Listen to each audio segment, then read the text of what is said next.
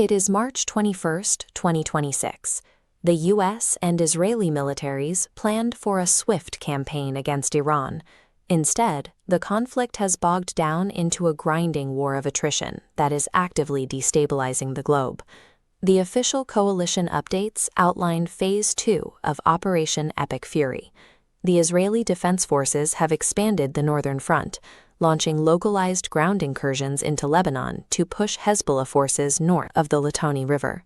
Simultaneously, the Pentagon has deployed a third aircraft carrier strike group to the Arabian Sea, tasked with securing the Persian Gulf and escorting commercial shipping.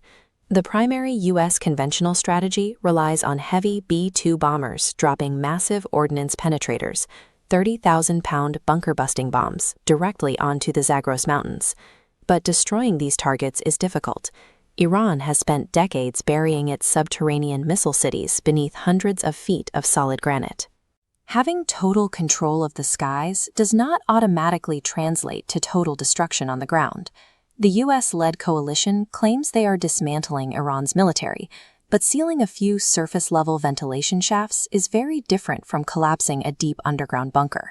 With its surface launch sites under constant attack, Tehran has pivoted heavily to asymmetric warfare. State-backed hackers have launched massive DDoS attacks, which flood servers with artificial traffic to force them offline, targeting U.S. energy grids, water treatment plants, and the Israeli banking sector. The physical escalation is even more severe. In the Persian Gulf, an Iranian midget submarine torpedoed an abandoned Liberian-flagged oil tanker, deliberately creating an environmental hazard. This satellite map shows the Strait of Hormuz, the geographic choke point connecting the Persian Gulf to the open ocean. With the torpedo strike, the Iranian Revolutionary Guard Corps Navy has officially declared this critical shipping lane a closed military kill zone. The global economic fallout was immediate. Brent crude oil surged past $140 a barrel this morning, triggering steep sell-offs in major Asian stock indices and forcing European leaders into emergency sessions to draft fuel rationing protocols. This illustrates how asymmetric naval warfare works. Iran does not need giant warships to defeat the U.S. Navy in open combat.